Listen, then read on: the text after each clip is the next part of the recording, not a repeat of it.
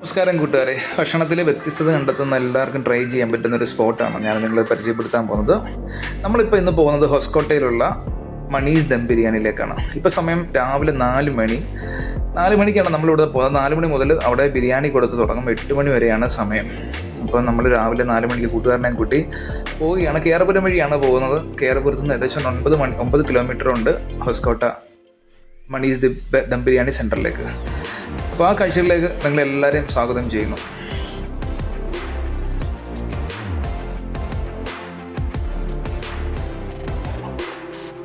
രാവിലെ വലിയ തിരക്കില്ലാത്തതുകൊണ്ട് നമ്മളൊരു 10-15 മിനിറ്റ് കൊണ്ട് എത്തി. ഞങ്ങൾ എത്തിയ സമയത്തെ കാഴ്ചയാണ് ഇപ്പോൾ നിങ്ങൾ കാണുന്നത്. ഇഷ്ടം പോലെ ആൾക്കാർ ഇവിടെ പങ്കാളത്ത് വന്നതാണെന്ന് തോന്നുന്നു. എല്ലാവരും നോക്കിയേ, വണ്ടിക്ക് പാർക്ക് ചെയ്യാൻ വേണ്ടി ഇങ്ങറ്റത്താണ് വണ്ടിക്ക് പാർക്ക് ചെയ്യാൻ നമുക്കൊരു സ്ഥലം കിട്ടിയത്. വണ്ടി സ്കൂട്ടർ പാർക്ക് ചെയ്ത് ഞങ്ങൾ പതുക്കെ അങ്ങോട്ട് പോകുമ്പോൾ നമുക്ക് കാണാൻ പറ്റും റോഡിന് 2 സൈഡിലും ഇവിടത്തേക്ക് വന്ന ആൾക്കാരുടെ വണ്ടിയും ബഹളമാണ് കാണാൻ പറ്റുന്നത്. 4 മണി സമയത്ത് ഇത്രയും ആൾക്കാർ ഇവിടെ വന്ന് ബിരിയാണി കഴിക്കണമെങ്കിൽ നോക്കിയേ, ഇപ്പോൾ ഈ സ്പോട്ടും ഇവിടുത്തെ ബിരിയാണിയും.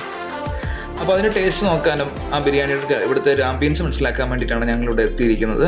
നമ്മൾ എത്തിയ സമയത്ത് തന്നെ ഇഷ്ടംപോലെ ആൾക്കാർ ഭക്ഷണം കഴിച്ചിട്ട് പോകുന്നവരെ കണ്ടു, ഭക്ഷണം മേടിക്കുന്ന ആൾക്കാരെ കണ്ടു.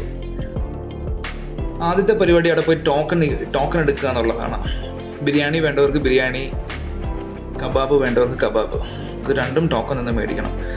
10-15 മിനിറ്റ് നിന്നിട്ടാണ് നമുക്ക് ടോക്കൺ കിട്ടിയത്. അതുപോലെ തിരക്കായിരുന്നു.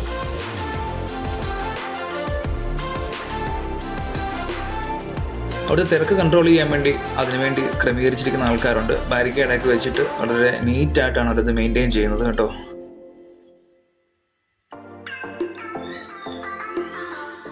ടോക്കൺ എടുത്ത് കഴിഞ്ഞ് കഴിഞ്ഞാൽ പിന്നെ അടുത്ത പരിപാടി അതിൻ്റെ തൊട്ടടുത്തുള്ള കൗണ്ടറിൽ പോയി ബിരിയാണി മേടിക്കുക എന്നുള്ളതാണ്. ബാരിക്കേഡൊക്കെ വെച്ച് അവർ പ്രത്യേകം ക്രമീകരിച്ചിരിക്കുന്നു. ടോക്കൺ മേടിക്കാനൊരു സ്ഥലം, പിന്നെ ബിരിയാണി പോയി മേടിക്കാൻ വേണ്ടിയിട്ടൊരു സ്ഥലം. തിരക്ക് ക്രമീകരിക്കാനുള്ള ജിമ്മന്മാരാണ് നമുക്ക് ആ സൈഡിൽ കാണാൻ പറ്റുന്നത്. ഇവർ 6-7 പേര് കൂടിയാണ് അത്രയും വരുന്ന ജനങ്ങളെ അവരുടെ തിരക്ക് നിയന്ത്രിച്ച് കൃത്യമായിട്ട് ഇത് അഡ്മിനിസ്ട്രേറ്റ് ചെയ്ത് പോകുന്നത്. അപ്പോൾ ഞങ്ങൾക്ക് ടോക്കൺ കിട്ടി. ഞങ്ങൾ ആ ടോക്കണുമായിട്ട് നേരെ കൗണ്ടറിലോട്ട് ചെല്ലുന്നു. അവർ ബിരിയാണിയൊക്കെ അവിടെ പാക്ക് ചെയ്ത് വെച്ചേക്കുകയാണ്. ഓക്കെ, പിന്നെ റായ്ത്തയുണ്ട്. അപ്പോൾ ഞങ്ങളുടെ ബിരിയാണിയും 2 ബിരിയാണിയാണ് ഞങ്ങൾ ഓർഡർ ചെയ്തത്. ബിരിയാണിയും റായ്ത്തയും മേടിച്ച് ഞങ്ങൾ പതുക്കെ അവിടെ നിന്നു. നമുക്കവിടെ നിന്ന് വീഡിയോ എടുക്കാനുള്ള സൗകര്യമൊന്നുമില്ല. എന്താണെന്ന് വെച്ചാൽ ആൾക്കാർ ഇതുപോലെ വന്നുകൊണ്ടിരിക്കുമ്പോൾ അവരുടെ നിൽക്കാൻ സമ്മതിക്കത്തില്ല.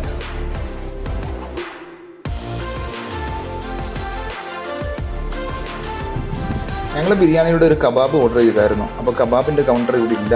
തിരക്ക് ഒഴിവാക്കാൻ വേണ്ടിയിട്ട് അതൊരു വേറൊരു സ്ഥലത്താണ് അവർ ക്രമീകരിച്ചിരിക്കുന്നത്.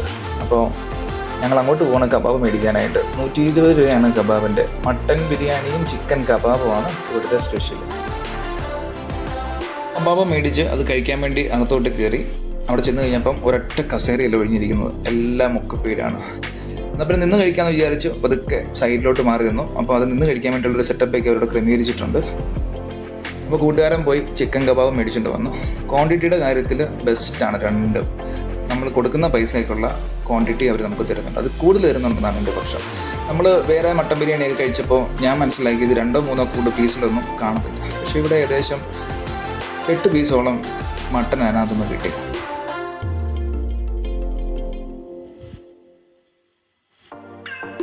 കുറച്ച് നേരം നിന്നാലും വേണ്ടില്ല, ഞങ്ങൾക്ക് ഇരിക്കാൻ ഒരു സ്ഥലം കിട്ടി. അപ്പോൾ ഞാനും കൂട്ടുകാരനും കൂടെ ഇരുന്ന് കഴിക്കാമെന്ന് വിചാരിച്ചു. ഒരു കാര്യം പറയാനുള്ളത്, ഈ 4 മണി സമയത്ത് നമ്മൾ ഇത് കഴിച്ച് ശീലിച്ചവർക്ക് കുഴപ്പമില്ല. പക്ഷേ എങ്കിൽ ഇത്രയും മസാലയൊക്കെ ആയിട്ട് 4 മണിക്ക് ഒരു ബിരിയാണി കഴിക്കുക എന്ന് പറഞ്ഞു കഴിഞ്ഞാൽ അതിൽ പകുതി നമുക്ക് കഴിക്കാൻ പറ്റുള്ളൂ. അത് ശീലിച്ചവർക്ക് കുഴപ്പമില്ല. പുതുതായിട്ട് പോകുന്ന ഒരാൾക്കാണെങ്കിൽ പെട്ടെന്ന് അത് കഴിക്കാൻ പറ്റുമെന്ന് എനിക്ക് തോന്നുന്നില്ല. എനിക്കും അത് മൊത്തം കഴിക്കാൻ പറ്റിയില്ല. നല്ല ക്വാണ്ടിറ്റി ഉണ്ട്. എനിക്ക് തോന്നുന്നത് ഒരു ബിരിയാണി നമുക്ക് 2 പേർക്ക് കഴിക്കാനുള്ള പരുവത്തിനുള്ള ക്വാണ്ടിറ്റി നമുക്ക് അവർ തരുന്നുണ്ട്. ബിരിയാണി കുറച്ച് സ്പൈസി ഉള്ളതാണ്. അത് ഇഷ്ടപ്പെടുന്നവർക്ക് അത് കഴിക്കാം.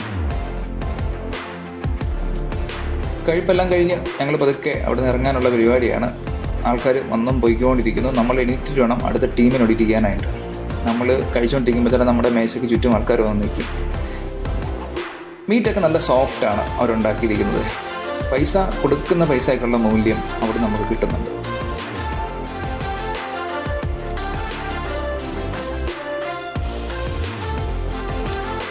കഴിപ്പെല്ലാം കഴിഞ്ഞ് ഞങ്ങൾ പുറത്തോട്ടിറങ്ങി. നമ്മൾ മലയാളികൾ മാത്രമല്ല, കന്നഡക്കാർ മാത്രമല്ല, തമിഴന്മാർ മാത്രമല്ല, വിദേശികളും ഉണ്ടായിരുന്നു. പല ആൾക്കാരെ, പല രാജ്യത്തു നിന്നുള്ള ആൾക്കാരെ നമുക്കവിടെ വെച്ച് കാണാൻ പറ്റി. അപ്പോൾ മണീസ് ദം ബിരിയാണി അത്ര ഫേമസ് ആണെന്ന് നമുക്ക് മനസ്സിലായി പിന്നെയും.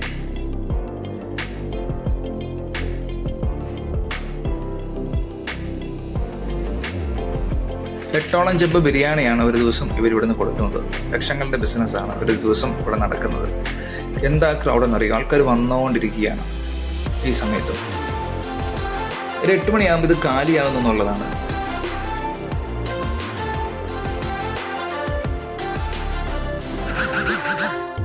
സമയം ഏകദേശം 6 മണിയോടടുത്ത് നേരം വെളുക്കാറാകുന്ന സമയമായി. ഈ സമയത്ത് ഞങ്ങൾ കഴിച്ചു കഴിഞ്ഞ് പുറത്തിറങ്ങിയപ്പോഴത്തേക്കിന് ലിക്കർ അലൗഡ് അല്ല.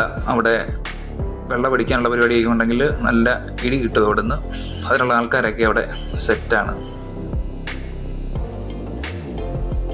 280 രൂപയാണ് ഒരു ബിരിയാണിക്ക്. പിന്നെ 120 രൂപ കബാബിന്.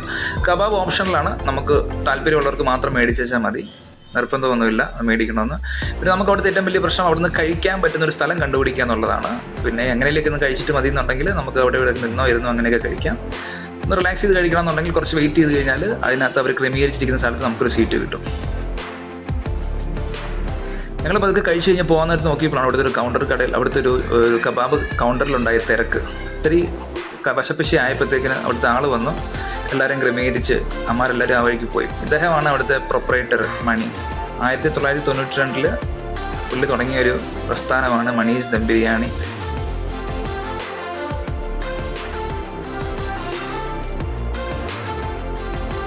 ഇത് ഹൊസ്കോട്ട ബിരിയാണി എന്ന് പറഞ്ഞു കഴിഞ്ഞാൽ 2 ബിരിയാണി സെൻ്ററാണ് ഇവിടെ ഉള്ളത്. ഒന്ന് മണീസ്, 2 ആനന്ദ് ബിരിയാണി സെൻ്ററിൽ. അതിൽ മണീസാണ് കുറച്ചും കൂടെ ഫേമസും അവിടുത്തെയാണ് കുറച്ചും കൂടെ ടേസ്റ്റി ബിരിയാണി എന്നാണ് എനിക്ക് മനസ്സിലാക്കാൻ പറ്റിയത്.